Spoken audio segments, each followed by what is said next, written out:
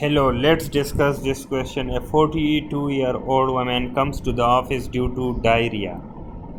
She has had three watery bowel movements daily for the past 7 months, as well as mild crampy abdominal pain that improves after defecation.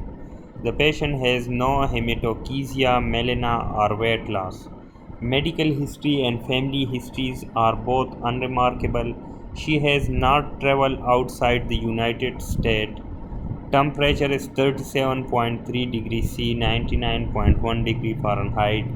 Blood pressure is 120 over 78 millimeter of mercury. Pulse is 80. Respirations are 12 per minute. Physical examination shows moist mucous membrane and anectric sclera. Heart and lung sounds are normal. Abdomen is mildly tender to palpation but not distended.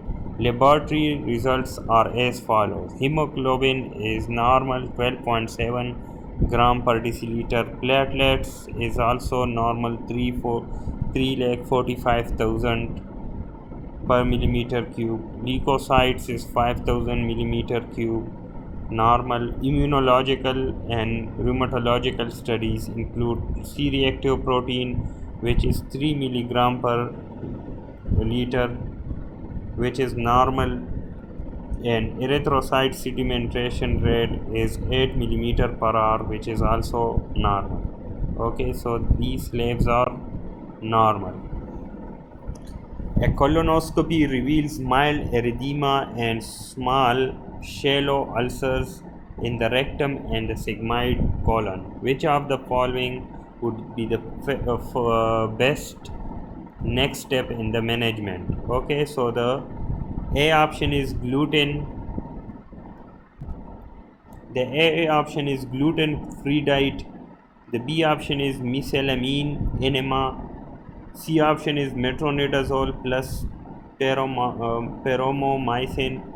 D option is total proctocolectomy with ileoanal anastomosis, and the E option is tumor necrosis factor alpha inhibitor. Okay, so this patient, first we have to look at what will be the diagnosis of this patient. Okay, so the patient has a main complaint of the diarrhea. Okay, so the diarrhea, and about the diarrhea, she had three watery bowel movements daily for the last 7 months, and this is also accompanied with the mild abdominal pain which relieves after defecation.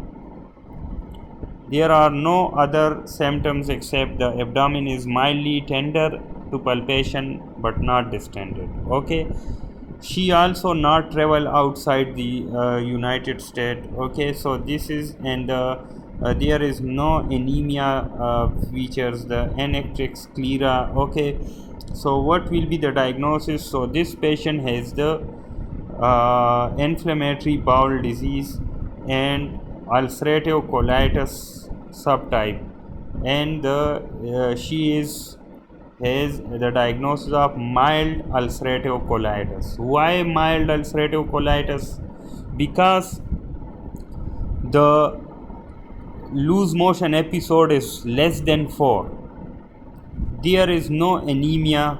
Okay, hemoglobin is normal, and there is normal inflammatory markers, C-reactive protein and ESR. So this normal inflammatory markers, no anemia, and less than 3 bowel episodes of loose motion. So this is the characteristic features of the mild ulcerative colitis. Okay, when there is more than 4 episodes of bowel movements, and there is anemia, and the inflammatory markers are increased, then it can be moderate or severe ulcerative colitis. So what is the treatment option of the mild ulcerative colitis? The first treatment option is medical. Okay, and in the medical, Treatment option: first we give the mesalamine enema to the patient. So the correct option uh, in this patient, the next step will be to give the mesalamine enema. Why not the A option, gluten-free diet? So the gluten-free diet is given in the celiac disease. Okay, and this patient has no celiac disease characteristic. The C option is metronidazole plus peromomycin. This metronidazole and plus peromomycin is given in the entamoeba histolytica. Okay, and entamoeba histolytica is most common occur when the person has recent travel, and she has no recent travel outside the US, so it is also not the option.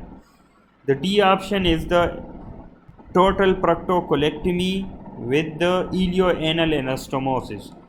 It is the treatment when there is failed medical treatment, okay, or when there is refractory cases of the moderate to severe ulcerative colitis. Okay, moderate or severe ulcerative colitis. So this patient is mild ulcerative colitis. Okay, and now there is the no failure of medical treatment. So when there is failure of medical treatment plus the patient has moderate or severe ulcerative colitis, then we will do for surgical intervention of the total proctocolectomy with ilioanal anastomosis. And the E option is tumor necrosis factor alpha inhibitor. It is also given in the refractory severe cases of the ulcerative colitis. And the tumor necrosis factors included infliximab, okay, infliximab, and it is the biological agent. Okay, so this patient has mild ulcerative colitis, and first we will give the medical treatment of by giving the mesalamine enema. Okay, so this is all about this question.